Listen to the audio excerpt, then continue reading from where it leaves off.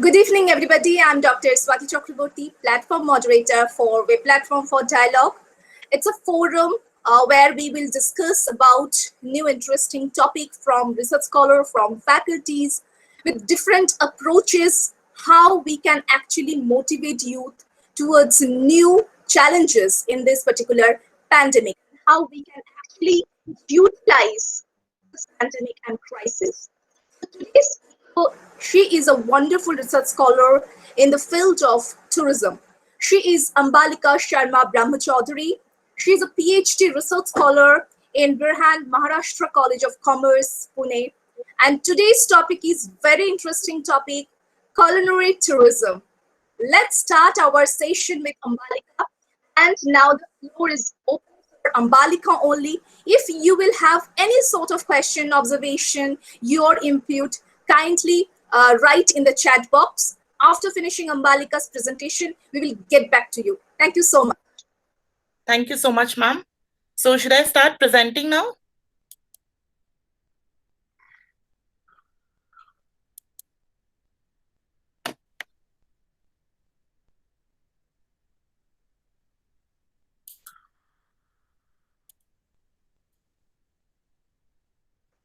Ambalika, you will see the present now button? Yes. Yes. Wonderful. Delicious food. Yes, we can able to see.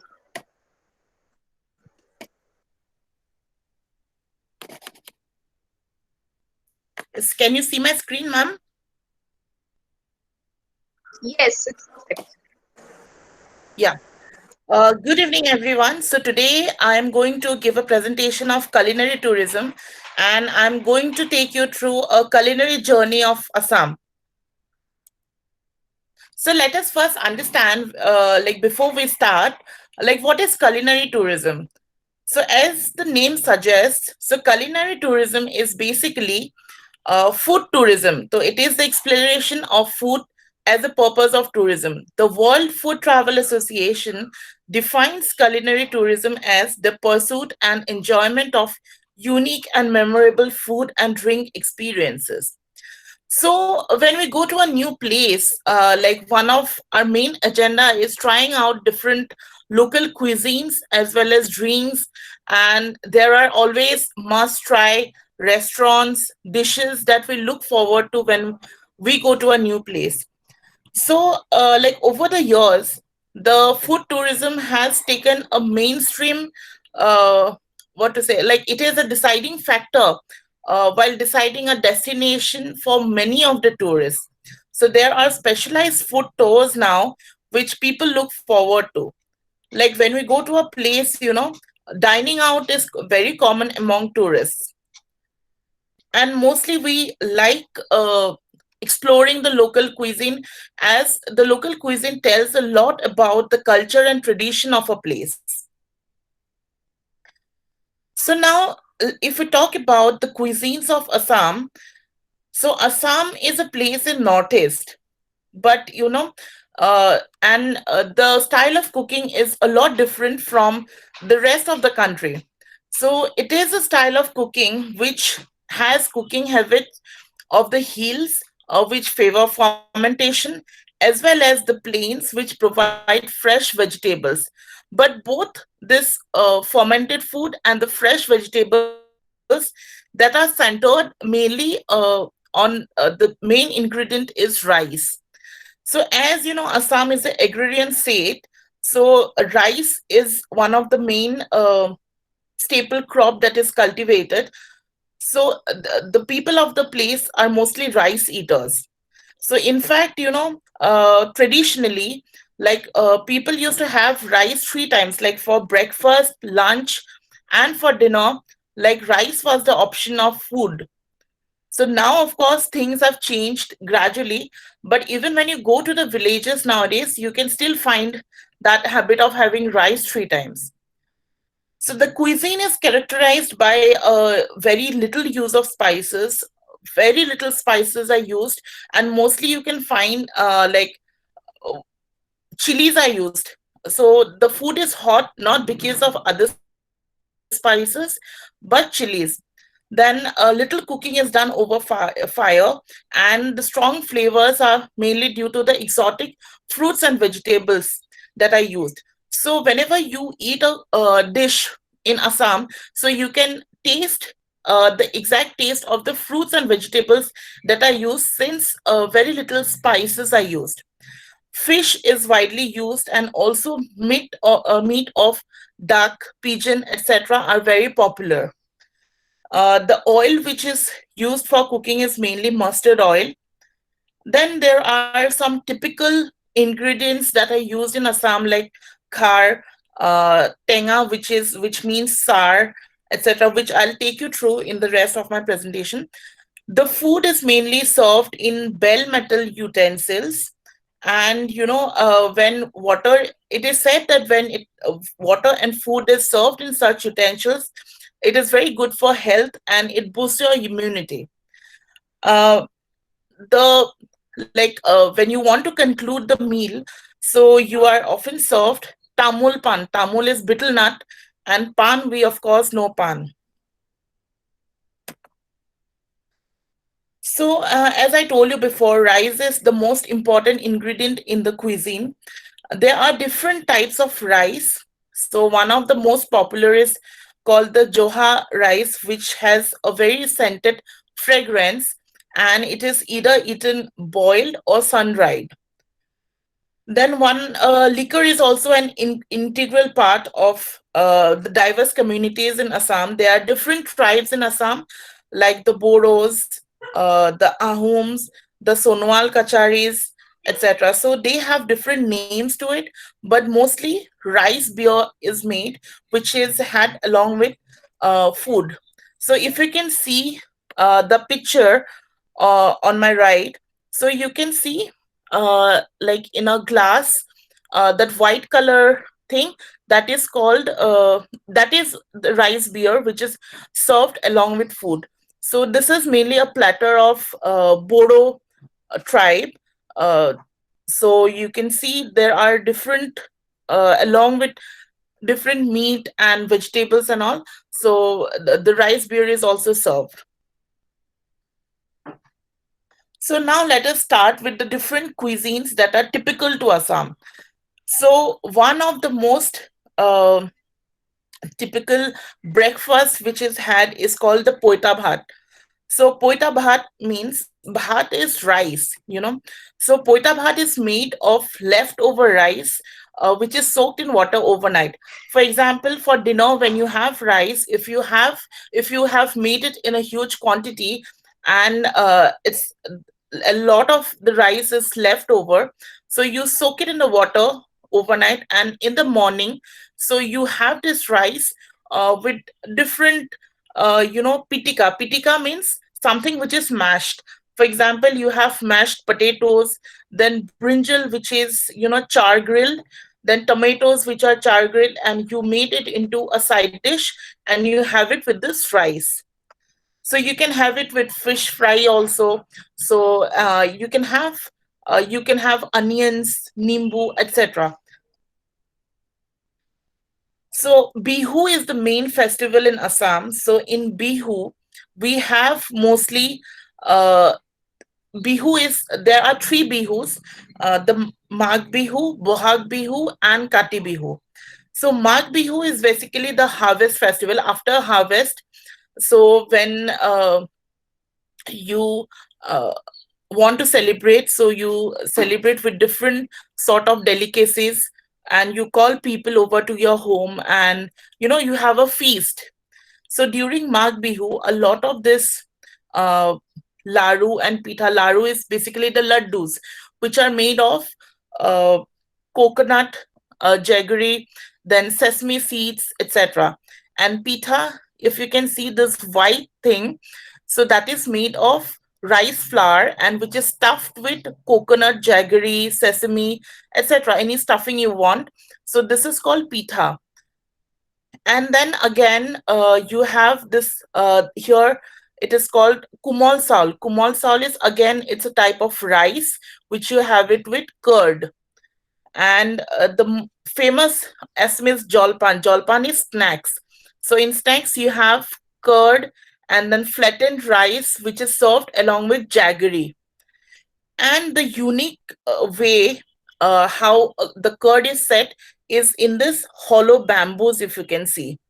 So normally we have seen curd which is set in different kind of utensils. Sometimes it is in mud utensils, sometimes in glass utensils. But here traditionally it was done in hollow bamboo, and it was covered with banana leaves, um, so that it gives a nice fragrance to it.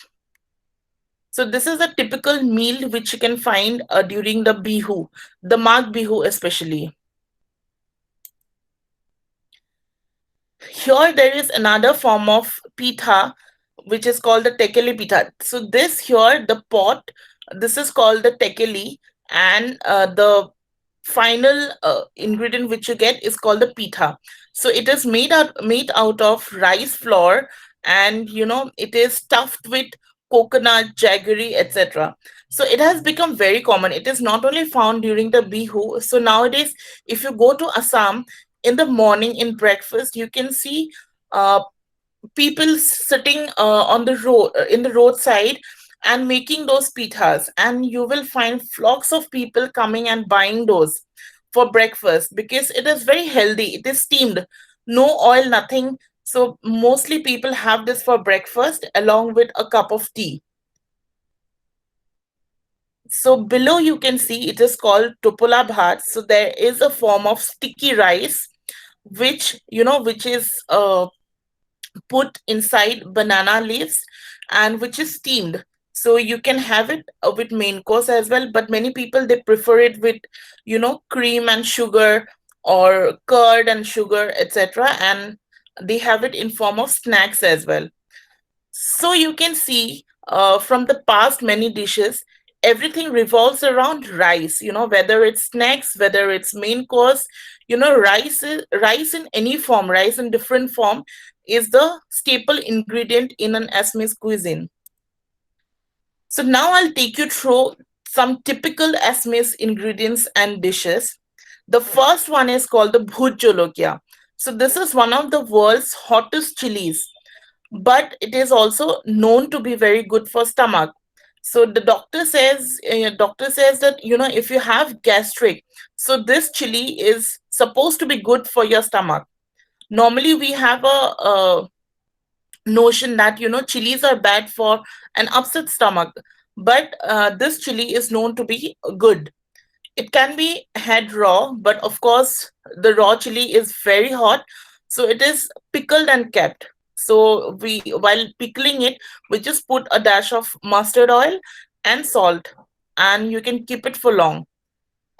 So here, this black thing, it's called the Takara Tanga. It is a green color fruit which is cut and which is dried. So after drying, it becomes black in color. So it is used to prepare a sour curry with fish. Like on the right hand side, you can see this is a fish curry made it with thekara tanga. So the thekara tanga is called Garcinia in English. So it is known to have medicinal properties. And the taste of this thekara tanga is very similar to kokum, which is found in Maharashtra. So it is mostly cooked with fish or lentil fritters. So next, if you see, this is the kaji nemu or lemon. So this form of lemon is found in Assam. So it is a little bit elongated and oblong in size, and it has a beautiful fragrance. And it is used to prepare refreshing drinks as well as pickles and garnishing in curry, etc. The black rice, which is a typical ingredient found in Northeast. So in Assam also, Upendra Rabha. So he's a person from Dudhnoi in Gwalpara district. So he was the first farmer who planted black rice in Assam. He's known as the pioneer of black rice in Assam. So he inspired many farmers across Assam to take up this cultivation of exotic variety of rice. because it has high nutritional value. So it is used in preparing pita, different kinds of pitas, and as well as kheer. So we have seen kheer made out of rice and milk. But if you use this rice, so it gives a nice lavender color to the kheer. So this black rice have become quite popular. So again, Assamese are fond of having a lot of sour things. So you can see this is another elephant apple. So this is called Otanga, which is another sour fruit, which is used to prepare different chutneys, and fish preparations are made. So we call it, the fish in Assamese is called mas. So masor tenga. So that means sour curry made out of fish. Masor tenga is very famous Assamese dish. So you can use this Otanga to make sour fish curry as well. And this Otanga, the elephant apple, it has lot of curative properties, and it is used to treat when you have upset stomach or fatigue, etc. So even this fruit during Kati Bihu. So Kati Bihu, in Kati Bihu, what we do is, it is before the harvest time. Uh, once the crops are planted and all, before harvest, we pray. We go to the farmlands. We go to the croplands. We go and we pray to God that, please give us a good harvest this time. So we plant diyas in the fields. So this fruit, the cover of this fruit is used as a diya, and it is put in the croplands. On my right hand side, you can see these are bamboo shoot. So the use of bamboo shoot is very typical in the Northeast cuisine, the whole of Northeast, in fact. So it is used fermented as well as fresh. So it is used in making pickles, curry, and different preparations of meat and fish. The use of this bamboo shoot, it depends from different tribes. So few of the tribes, they use it fresh. So when you use it fresh, you have a different taste. When you use it fermented, it gives you a very sour taste. So as you travel from lower Assam to upper Assam, so you will find different use. The use of this bamboo shoot is really different. So again, khar. So khar is made from banana peels ash extract. So it is very similar to sodium bicarbonate. So this is a traditional Assamese dish made out of young raw papaya. So the khar gives the aromatic papaya a sweet aroma that believes adds more to the taste. And the khar is known to clean your blood. So in a typical Assamese thali, you can find khar which you're supposed to have in the beginning, which will clear your palate. Then, as I told you before, Petikas. Petikas are very famous in a Assamese thali. Pitika means anything which is mashed. So, aloo pitika, the first one is mashed potato. So, in a meal, Assamese meal, you can always find some sort of pitika, whether it is made of aloo or this is chargil, brinjal, and tomato. Then, even you can find masoor dal. Then, you can have fish pitika as well. So there are different types of vegetables and meat and fish which are, made in form of mashed side dishes. Green leafy vegetables also an integral part of an Assamese thali. So the first one is fiddlehead fern, which is found typically in Assam. So this is used, so you can have, normally you can fry it, or you can make it with fish, or sometimes it is used to make, a mixed, it is mixed with different other green leaves also, and made into a delicious preparation. So next to it, this is the colocasia leaves, which, you can have it steamed, fried, etc. So here in these photos, you can see there are different types of green leafy vegetables. So it is like in every meal, in every thali, uh, along with the pitikas, you will find a green leaf vegetable, which is like very um, compulsory to have, like in a Assamese thali. So it is also used to make fish and meat preparations. If you can see on the right side, so fish is made with spinach. This is next to it. It is chicken, which is made with mustard greens. So fish, as we told you, the freshwater fish is very common in Assam. So it is an integral part of Assamese cuisine.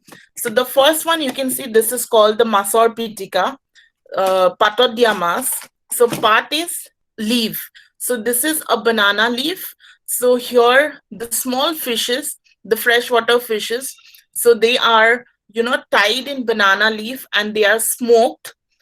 So while you're smoking, you can put a bit of salt and garlic and some lemon leaves. And after it is done, so you mash it with some green chili and uh, coriander and onions.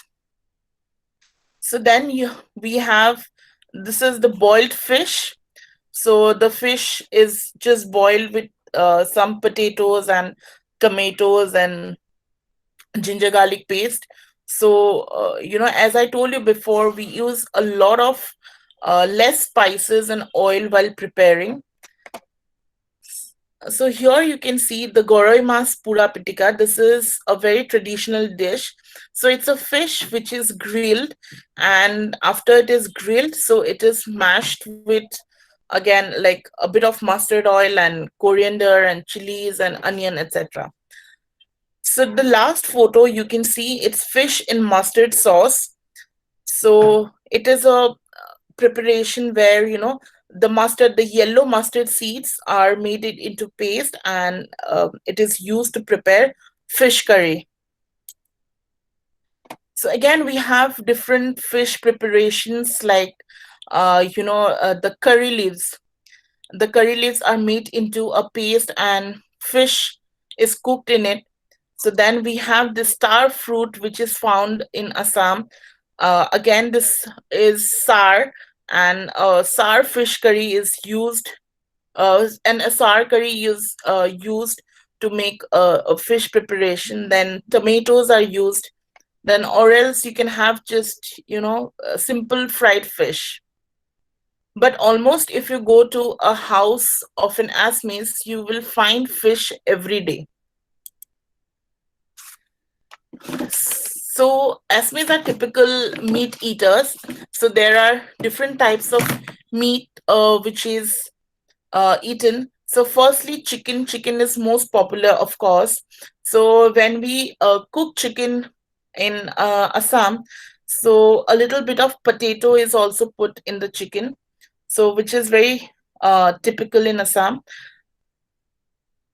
Then next to it, you can see chicken which is made in sesame seeds, the black sesame seeds, which is made into a paste, and chicken is cooked with it. Then we have pork. Pork, many tribes also eat pork. So pork is boiled in bamboo shoots, or you can have pork salad, etc. So again, here if you see, the pork is made in, put it into sticks, and it is slow cooked over charcoal. So which is typical to the missing tribe. Then we have the banana flour, which is used to cook pigeons, and then duck is also cooked with ash guards. So there are different kinds of meat and different kinds of preparations, but the use of spice and oil is very less. And as I told you, every meal in Assam, it is ended with pan and tamul. So this is the green leaf, here is the pan, and tamul is basically betel nut. How in other parts, like people have supari. So here, you have tamul, which is the raw betel nut. And this utensil where it is served is called as bota. So pan tamul, whenever you go to the house of an Assamese, like even if you don't have a meal, so you are offered pan tamul. So that's a sign of respect. So along with the gamusa which is offered to you, pan tamul also will be offered to you as a sign of respect to you. So even when people go to give invitations and all, so they give along with the traditionally along with the card, invitation card. So the invitation card is put on the bota with this pan and tamul, and it is given to you. So now let me take you through a few of the iconic restaurants in Assam which has been promoting culinary tourism over the years. So firstly, Khorika, which is in Guwahati. So they have been serving, the Assamese platter.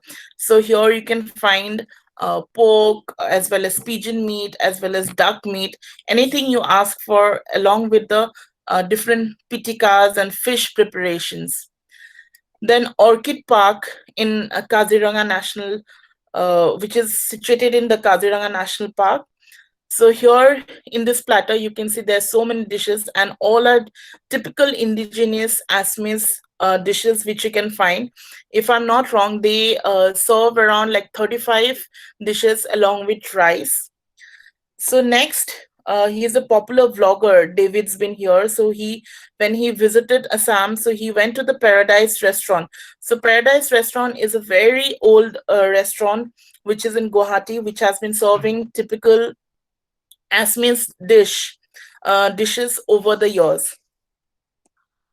So now after the pandemic, so it is very sad to say, like Heritage Korika, it is in the verge of closing down because it couldn't sustain the impact which the lockdown has created on it. So similarly, lot of these restaurants, they are facing heavy losses since tourism has stopped, and there is no news of revival of tourism in the near future. But people are planning. So now the Northeast Tourism Society, so they are planning on they would be rebranding the destinations. They are planning on promoting culinary tourism on a bigger scale. So because food tells a lot about the culture and traditions. So they have decided that there will be different stories along with the food that is served. And they would bring in new concepts like farm to table concept, and the cooking classes will be given, and different cooking culinary experiences that you can get. So here I come to the end of my presentation.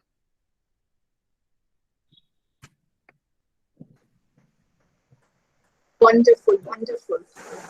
It's like mouth-watering presentation, I would rather say. Thank you, ma'am. We have a wonderful comments, presentation, and it's really, really wonderful presentation, and uh, lots of information about our own neighborhood that we really don't know.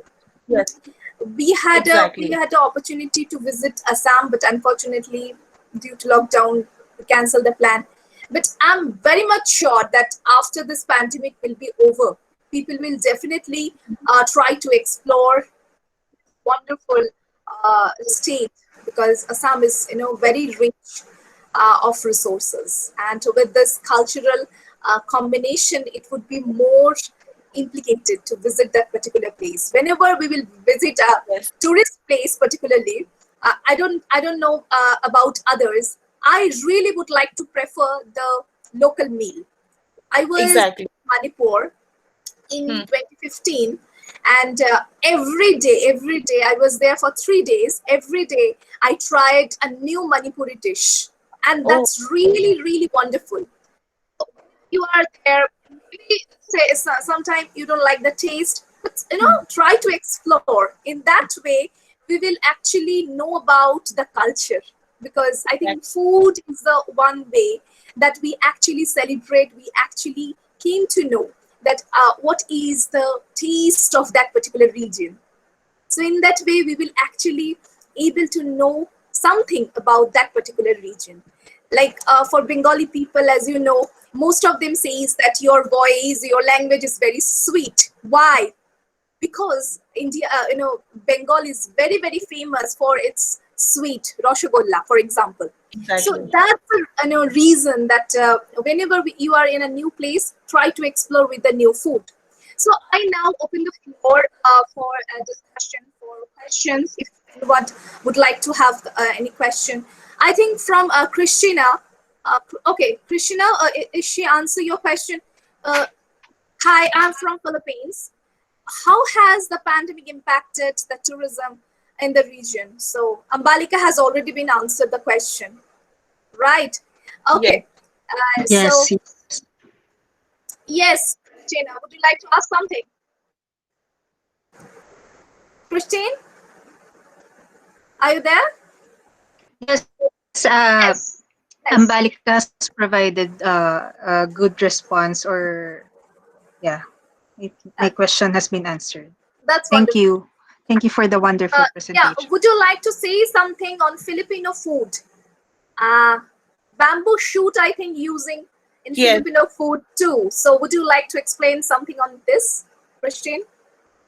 Yes, we have. It's also like in India. We have different regions, so different regions has different style or cuisine.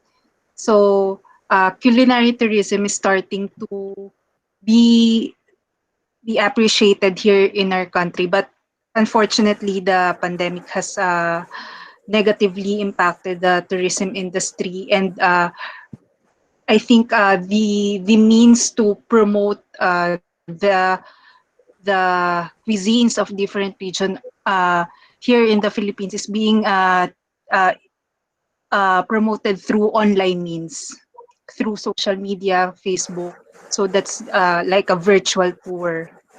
So that's the only opportunity for culinary tourism to be promoted now. Very nice. So that's it. Thank you. Okay, okay. Yasi Parvez, Kashmiri food. I love the spicy food in Kashmir. So unfortunately, haven't have the opportunity to visit Kashmir, and really pity that what's happened right now. But if Parvez, would you like to say something on Kashmiri culinary food tourism on that? So we would love to hear you.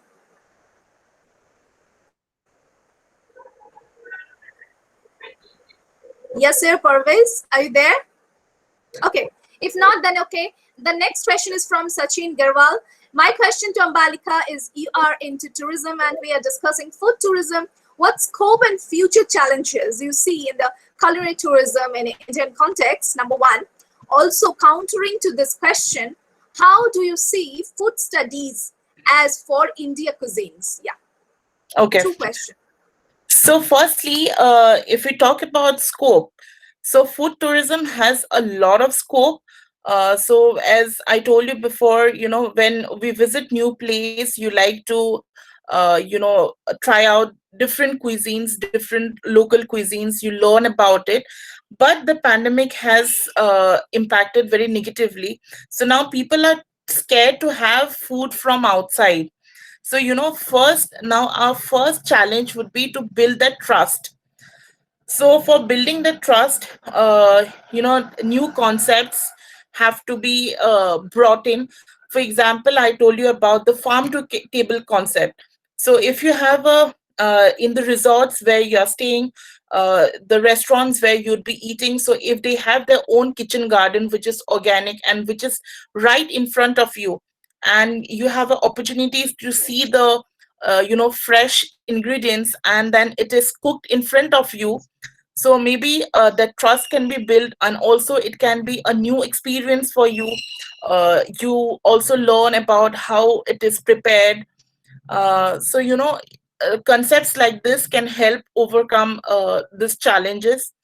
Also, in Assam, or mainly in Northeast, most of the things we have is which is organic. So if we talk about scope of culinary tourism in Northeast, even though in the past few years, in the past many years, like that is something which is not explored. So now the trend is like explore the unexplored. So if we have domestic tourists, so now international tourists will be less, and we'll be having lots of domestic tourists. So in even India also, the rest of India, so they know a very less about the cuisines and the culture of Northeast. So this is the chance, this is the opportunity where the Northeast culinary tourism or food tourism can really come up. And to answer your next question about food studies, I think there are very less food studies which is done, especially about the Northeast. Like even as a researcher, when I try to look for papers relating to culinary tourism, so you can get a lot of research papers which are based out of Europe and other places. But when we try to explore research papers about culinary tourism or food tourism or different type of cuisines in India, we find a very less research papers. So I think we really have a lot of scope, or we need to do a lot of research in it. That's wonderful. That's wonderful opportunity that we are having. It's Let's explore something new on this, because I think that part is not being touched Exactly. much. So we have a research gap in that. So we Yes, have a yes. scope to do. Let's unveil those kind of things. So thank you, Ambalika, for this wonderful discussions. And now we have another question from Professor Dinakar Kamble. What is the scope of tourism in India as compared to the world? So, what is the, if you see the comparative analysis, just small observation from your end. Sorry, I didn't get the question. Can you just repeat it? Comparative analysis of culinary tourism in India compared with world. Oh, okay. Uh, yeah, India has a lot of scope in culinary tourism. For example, the Indian food is quite different from the rest of the world. So even when I visited London or Bulgaria. So even there, people are really fond of butter chicken and naan, and you always manage to find some Indian restaurants serving, and you will not find more Indians. You will find the locals over there. They are really relishing on those Indian food. So of course it is customized a little bit to their liking, like it will be less spicy and all of that. But they're really fond of Indian food. So we have a lot of scope. And when over the years we have a lot of vloggers and cooks and chefs coming into India to explore Indian cuisine. So the famous Gordon Ramsay, he was here in India. So he even went to the Northeast, Nagaland. Then we have David's been here. We have different vloggers, famous vloggers who come and who especially explore the culinary side of India. Perfect. From Bapadito, we have Bapadito Odhikari. We have a question like, what is the impact of Assamese food on ancient of Assamese people? Like, for instance, sweet on Bengali accent. Sorry, accent of Assamese people. Okay, Assamese food on accent of Assamese people. Okay, interesting. Oh, okay. I never thought about it that way.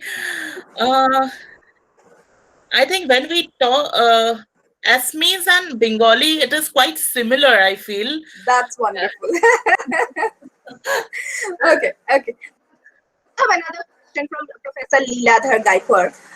He's asking that what is today's condition of tourism in pandemic situation? I think everyone knows about the scenario. It's Exactly. on big crisis. Yes.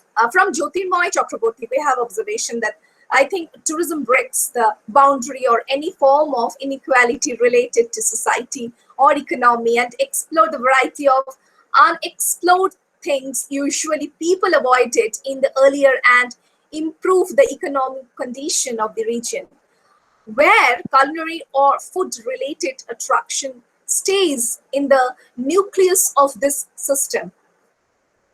It's a opinion rather the question. So, what do you think that he would like to? I think pointed out that when we are having lots of issues, socially, economically, some political crises also been there.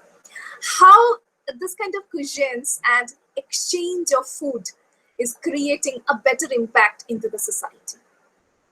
Okay. So, if I have to talk about economically and socially, so when you go to many village, if you go for rural tourism, you can see that culinary tourism brings in community engagement.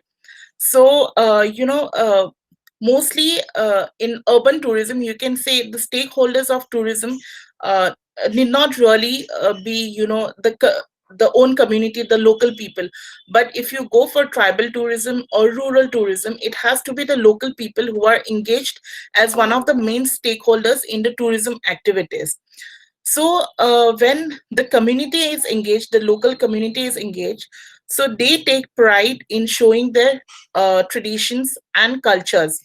So that way they are preserving their culture, they're preserving their traditions, and you know uh, that way, uh, if we say like to break the barrier between different communities, so that way, food connects. If I go to different places, even though the preparations are different, we realize that, okay, we are having the same stuff, but it's the preparation is a little different. So we can say food unites. So food is one. It just some sort of variations that is there. So much, Ambalika. Thank you. Very, very important that whenever we are going to visit a particular place, irrespective of any kind of conflict, irrespective of any political, ideological differences, it's Hmm. very important when you actually getting the food of the local taste. Everything will be sought out. Everything will be solved. I think that's a important positive approach of any individual level, irrespective of any religious biasness, irrespective of any cultural biasness. I think food is the one thing which actually creating a positive dialogue. Exactly. That is why whenever we are having any kind of even within family also, if we would have any kind of conflict or hot topic discussions, we rather solve it within a cup of coffee. Even within the dinner table, we will discuss and solve the issue, at Yes. least trying to solve the issue. So that is the positive. I think culinary tourism is one of the biggest success story for this any kind of conflict. True. Okay, so Dr. Aniruddha Burman, I'm really sorry that what do you mean that some kind of comment? What comment you didn't like? Please go ahead. So we can't hear you.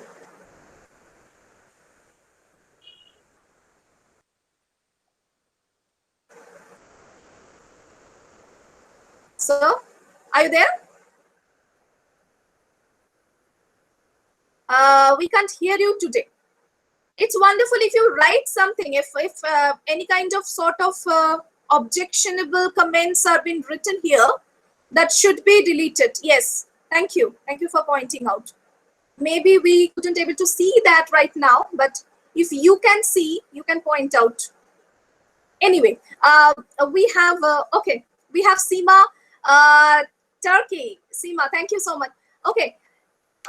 written that I have a lot of friends from northeast part of India and have tried a lot of food from there, especially love the pickle. Okay. However, many people are unaware of the cuisine from this part of the country. Is there any way we could help them to know about the cuisines from Northeast? Have been a native of Northeast in other parts of the country. Yes, yes, Aniruddha sir.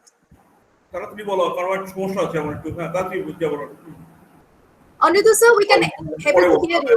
Yes, we can able to hear you now. Thanks to your phone call, we can able to hear you. Anyway, sir, what's the objectionable from whom? Can you hear me now? Yes, yes, I can hear you. What's the objectionable comment? There was a comment on the tongue twisters. Okay. Of taking, yeah. Okay, okay. I don't want to elaborate. I don't want to elaborate. No, it's okay. It's okay. Yeah. We can able to point out. Yeah. Yeah. Yeah. There's no possibility of deleting the comment, but thank you for pointing out. Thank you. We can't able to delete that. Okay, Roshni Saikia. Roshni would like to say people are preferring cloud kitchening over restaurant. Do you think this trend will affect culinary tourism? How to promote it in this changing trend? Okay.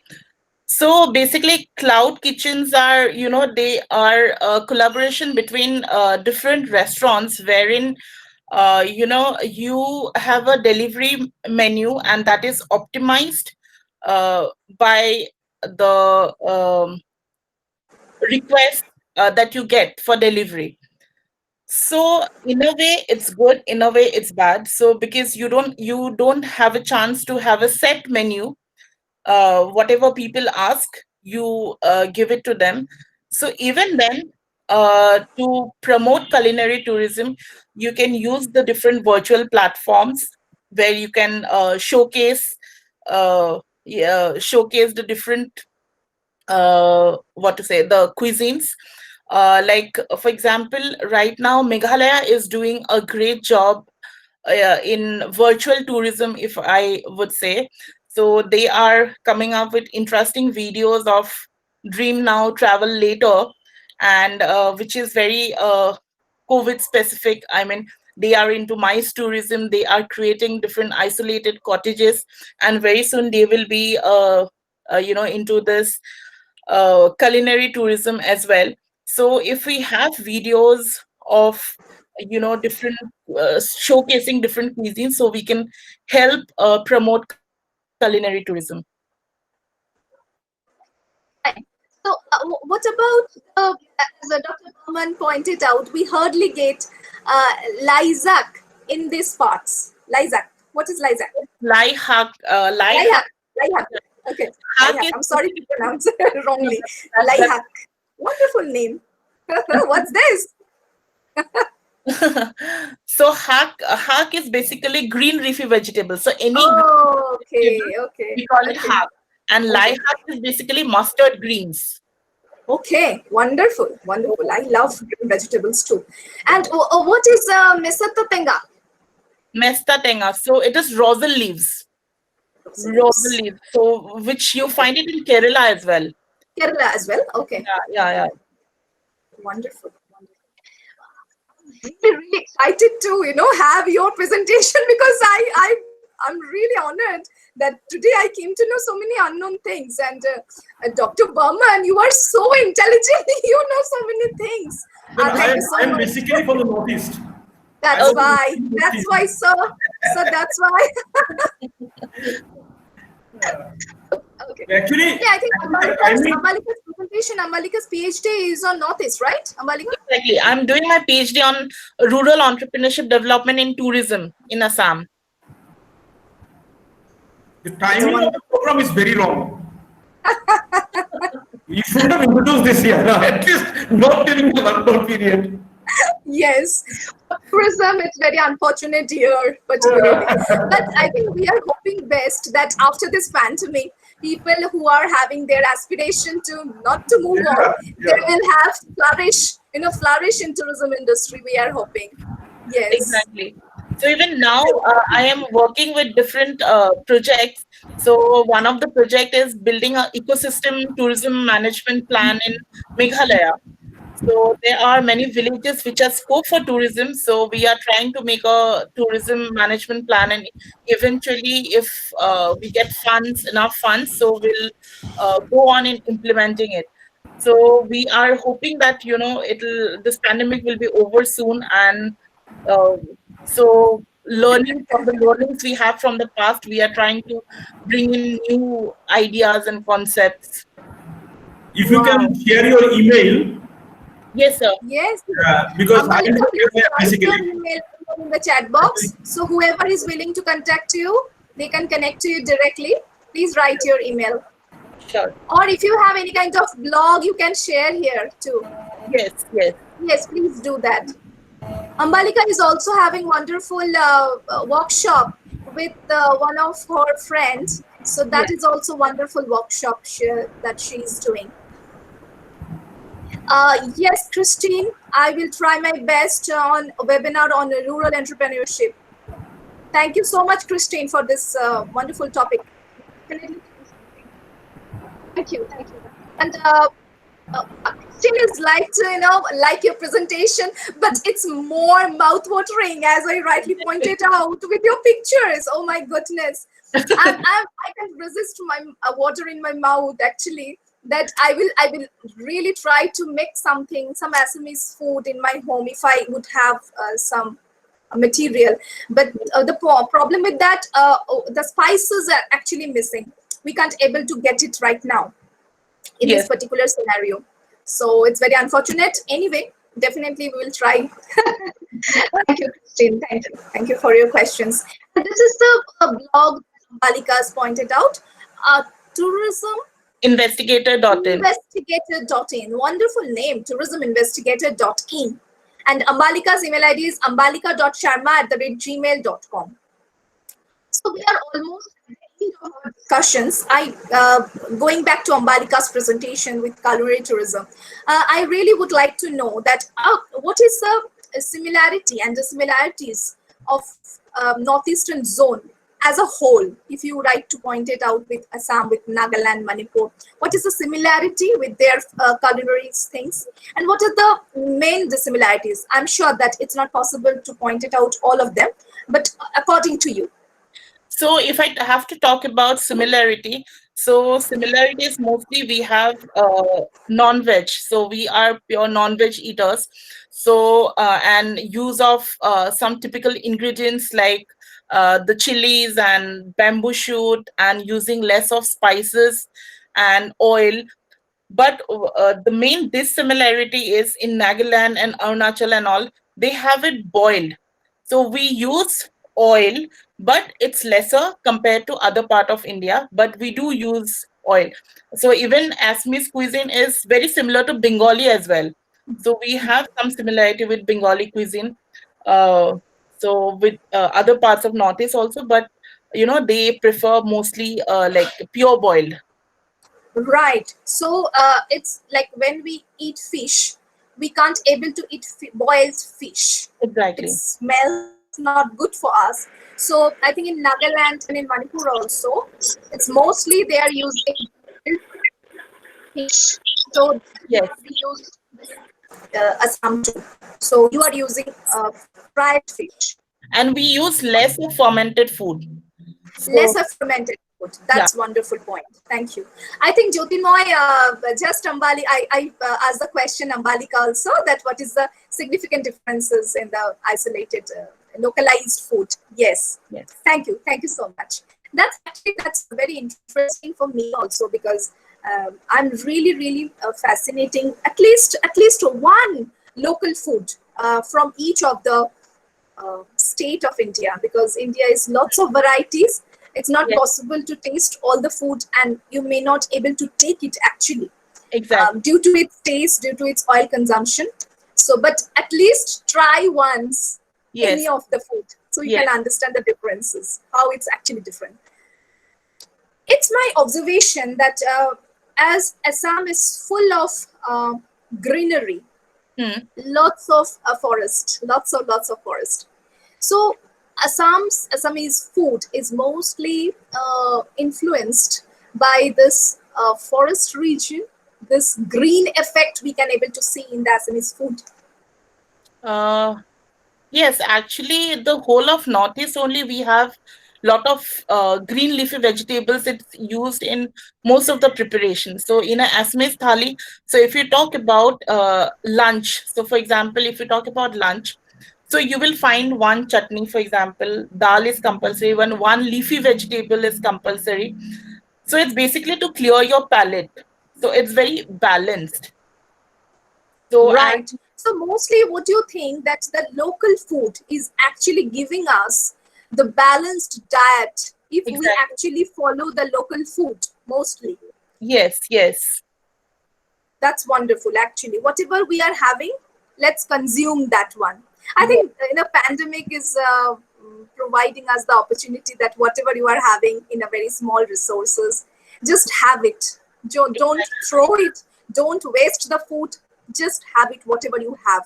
Because in this particular arena of COVID, we are having very, very less, I would rather not to say, but very less rationing system. true, At true. least for the poor, it's very, very sad to hear that they are not able to get appropriate food for even one day. So it's Yeah. very complicated scenario for them. We are rather very much privileged that we are Hmm. having our rations every day. Yes. Anyway, okay. Seema Turkey would like to say a comment that my roommate was from Assam. Wow, wonderful.